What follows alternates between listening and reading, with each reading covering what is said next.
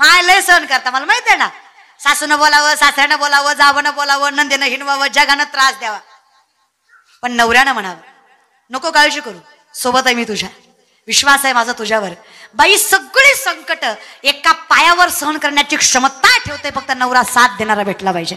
काहीच गरज पडत नाही तिला. कशा वाजवा टाळ्या, वाजवा वाजवा.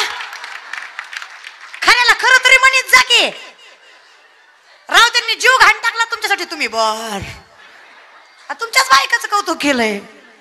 खरे नाही, खरे नाही ग माय. संसारात कोण शहाणा लागतो म्हणजे संसार गोड होतो. अगं माझं झालं नाही म्हणून तुम्हाला विचारते, माझं पेटल्यावर येईल अक्कल मला. माझं पडल्यावर लय खसखस पेटली तुमच्या. असू द्या मरू द्या, खरंच आहे मला एक्सपिरियन्स नाही म्हणून तुम्हाला विचारते. खरं एक नाही का माय, संसारात कोण शहाणा लागतो म्हणजे संसार गोड होतो? नवरा, मालक. परमार्थाचंही तसंच आहे माय. जसं संसारात विश्वास ठेवणारा मालक असेल ना, तर आम्ही विश्वासाने सांगतो कुणी साथ द्यावी न द्यावी, माझा मालक आहे जो माझी साथ सोडणार. तसं आम्हीही ज्या मालकाची लेकरं आहेत ना, आम्हालाही विश्वास आहे, इतका प्रेमळ आहे आमचा मालक, इतका साथ देतो आम्हाला. अहो जगातली किती संकट आम्हाला अडवायचा प्रयत्न केला तरी आमच्या विठेवरच्या मालकानं कधीच आमचा हात सोडला नाही, म्हणून जगात सामर्थ्याने उभे आहेत. मी नाही म्हणत, तुका म्हणे सोपे आहे सर्वाहुनी. का बरं सोपं झालं? शहाणा तो धनी घेतो येते. आमचा मालक शहाणा आहे हो. माऊली म्हणतात जरी सख्याचा जिव्हाळा बाय सासरवास आहे. मग काय हरकत आहे आम्हाला सगळं सोडून त्याच्या दारात जायला? जर तो मालक आमचं काही राखायचं ठेवतच नाहीये तर आम्ही म्हणलं देवाची आहे, तुला मालक बनवायला हरकत काय देवा? आणि एकमेव सत्यवर काही ते सत्य तू सत्य तू सत्य तू विठ्ठला, बाकी सगळा जगत वास इमॅजिनेशन कल्पना. ते म्हणतात मग तो सत्य का? विठ्ठल हे नाम स्वरूपी आहे. जेवढी ताकद पंढरीच्या विठेवरच्या मालकात आहे तेवढीच ताकद या खंडेरावाच्या मंदिरात आहे. फक्त तुमच्या भावनेवर अवलंबून आहे की तुम्ही किती भावना ठेवता. कारण आपण त्या धर्मात जन्माला आलोय. दगडालाही देव करायची ताकद ज्यांच्यात आहे त्यांना हिंदू म्हणायचं हे सामर्थ्य आपल्यात. आपण विश्वास ठेवला ना, परमात्मा राखल्याशिवाय राहत. पण काय पाहिजे? उभा विश्वास. मंथोनी नवनीता पैसे घे अनंता, वाया व्यर्थ कथा सांडी मार्ग. मग तो विठेवरचा काय, तो जेजुरीचा काय, तो खालपनगरीतला काय, देहूतले तुकोबा काय, आळंदीतले ज्ञानोबा काय, अहो जळगाव मुक्ताई नगरची मुक्ताई काय, गंगाखेडची जिजा महाराज कोणी, आमची जनाबाई असू द्या, जिजाऊ मासाहेब असू द्या, कोणी असू द्या, तुमच्या मानण्यावर अवलंबून आहे, तुमच्या विश्वासावर आहे. जेव्हा विश्वास असतो ना तेव्हा देव मिळतोच रे. विश्वास तो करी स्वामीवरी सत्ता, आम्हाला माहित आहे. आणि विश्वास असल्याशिवाय माणूस उभा राहत. हा काही काहीला भलता विश्वास असतो म्हणून उभा राहतात, पण पडतात ती मरू ते तसं उभा राहणं नाही. विश्वास पाहिजे, माणूस उभा राहतो. माझा विश्वास आहे म्हणून मी तुझ्या दारात येऊन उभा राहतो. मला माहित आहे मला वेगळं काही करायची गरज पडणार. द्वैताची झाडणी गुरुविन ज्ञान तया काहीचे कीर्तन घडेल ना. आम्ही असत्यात जगणारी माणसं नाही येत. आम्ही द्वैत असत्य आणि हे कलियुग बऱ्यापैकी असत्यातच जगत. इथं आंगाऱ्यावर विश्वास आहे पण बुक्यावर नाही. कळू द्या, कळलं त्याला कळलं. थोडं डोकं बी वापरीत जा, है की नाही? लय अवघड आहे आमचं. आमचं कसं आहे, ज्या साबणानं गोरं होतं ते साबण खपायचं नाही, पण ज्या साबणाला हिरोईन ब्रँडेड वापरली ती खपल्याशिवाय राहायचं नाही. सोपं सांगते ना. आता आम्हाला कोणी सांगावं ती साबणानं नाही, तिची आई गोरी होती म्हणून ती गोरी आहे, ती काय त्या मरू दे तिकडं माया महाराज बर का.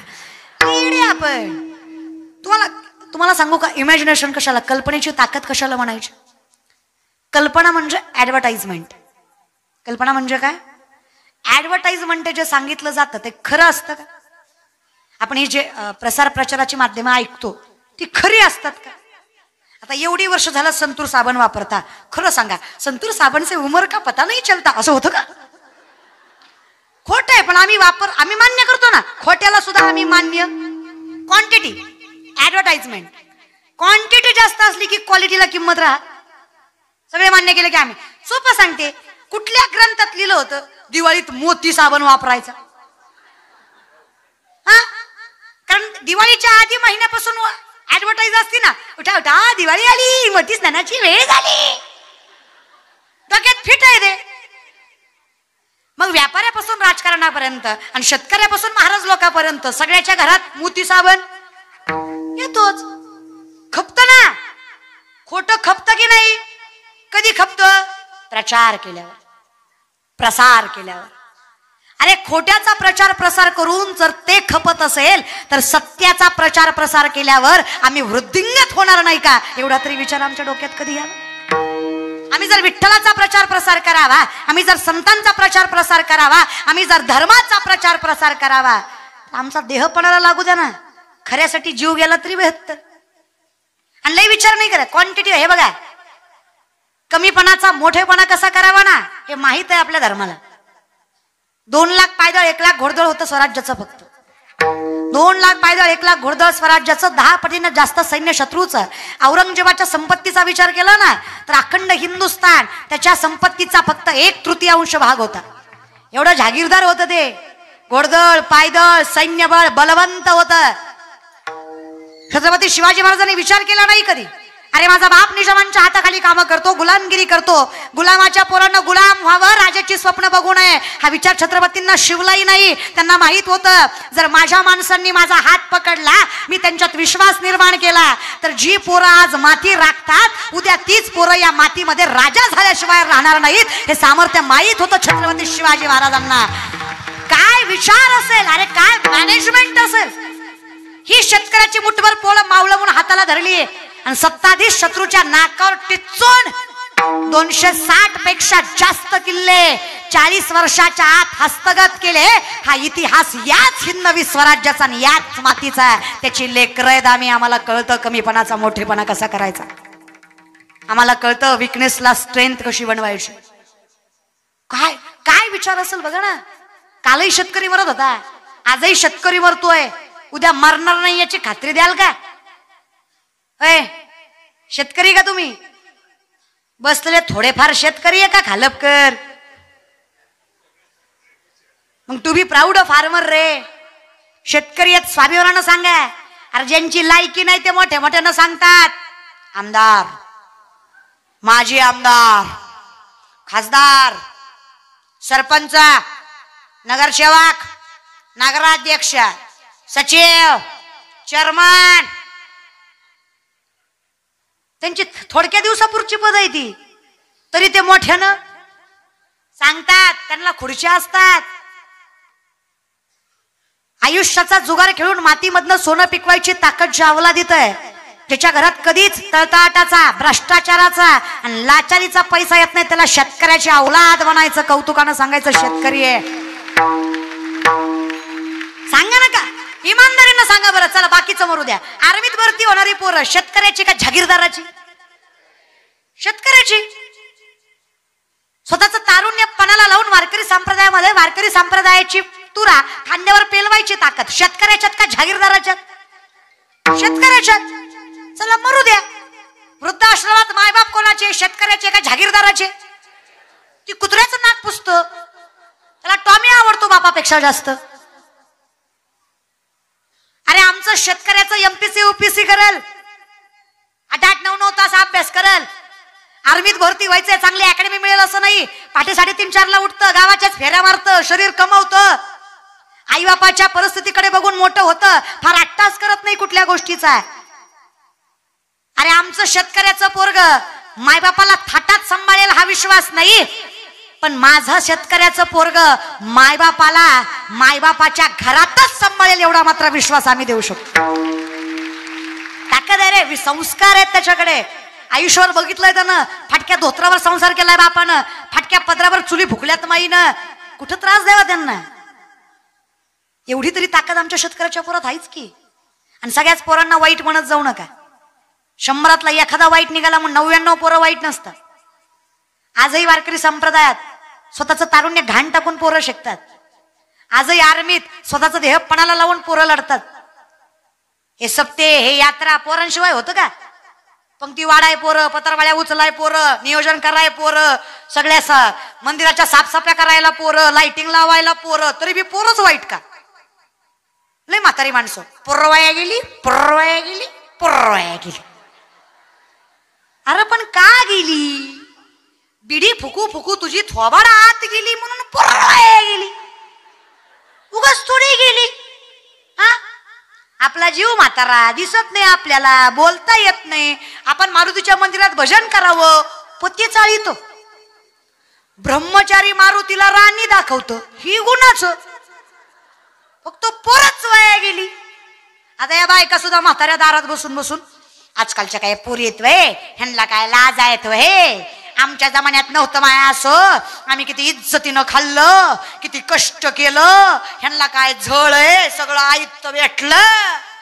काय ग माय, मान्य करतो आम्ही.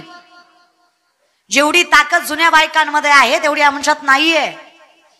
तुम्ही जुन्या बायकांनी, तुम्ही जुन्या पुरुषांनी, तुम्ही जुन्या मंडळीनं फार त्याग केला, फार सहन केलं, फार वाईट दिवस काढले, पण आमच्या पदरात वैभव पडलं, हे आम्ही मान्य करावंच लागेल आणि ते मान्य आहे आम्हाला.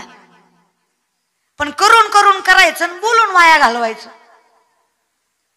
बरं आता काय करती? आता मिसरी चोळती.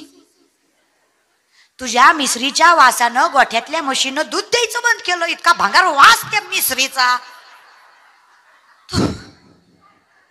तू नातीला कुठल्या तोंडानं ज्ञानेश्वरी वाचायला सांगणार सांगा बरं? लेकराला पुस्तक वाच वाच म्हटल्यावर लेकरू नसतं माय पुस्तक वाचत. तुम्ही पुस्तक घेऊन बसा, लेकरू शेजारी बसल्याशिवाय. संस्कार असतात ना ग, कॉपी करतात लेकरं, अनुकरण करतात. जर प्रशिक्षण नसतं तर छत्रपतींना स्वराज्य शक्यच नाही.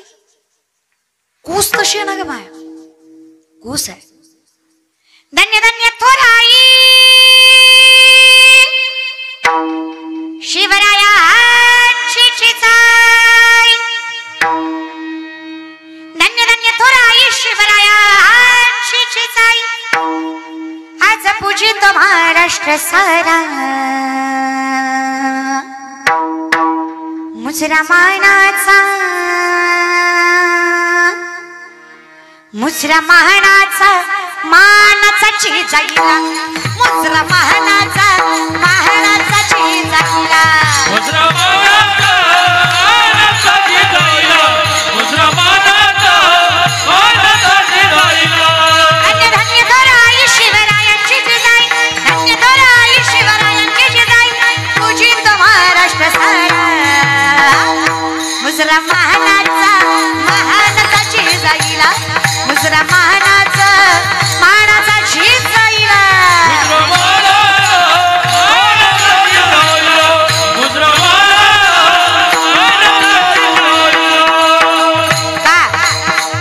कशासाठी एवढा स्वाभिमान, एवढा सन्मान?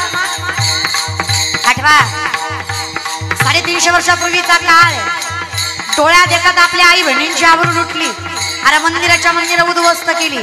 आदिलशाही, निजामशाही, मुघलशाही, कुतुबशाही, दिल्लीचा बलवान मुघल बादशाह अकबर डोक्यावर थया थया नाचत होता. मुठभर मावळा हातात, बाजी मुरारबाजी, तानाजी, असाजी, सूर्याजी, कोंडाजी, फुलाजी, फरजान, धनाजी, संताजी, मोरोजी, बहिरजी, मोरे, घोरपडे होते, निंबाळकर, बांदलकर, जेदे. अरे काय होणार एवढ्यांनी? स्वराज्य घडणार आहे. एक एक मावळा लाखाची ताकद घेऊन मिरवत होता. अरे मावळा साधा सुद्धा राणा नावाचा पावळा आहे. 21-22 वर्षाचं पोरग आहे. वर्ष दीड वर्ष झालं लग्न होऊन, लढायला गेलं, दोन्ही हात गेले. मावळा घरी बसला. मावळा घरी बसलाय कळताच राजा भेटाय आलं. छत्रपती घरात आलेले बघून डोळ्यात पाणी आलं. छत्रपतींनी विचारलं, अरे का रडतोस?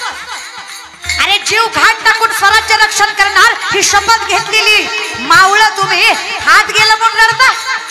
अरे विश्वास नाही का माझ्यावर? तुझं कुटुंब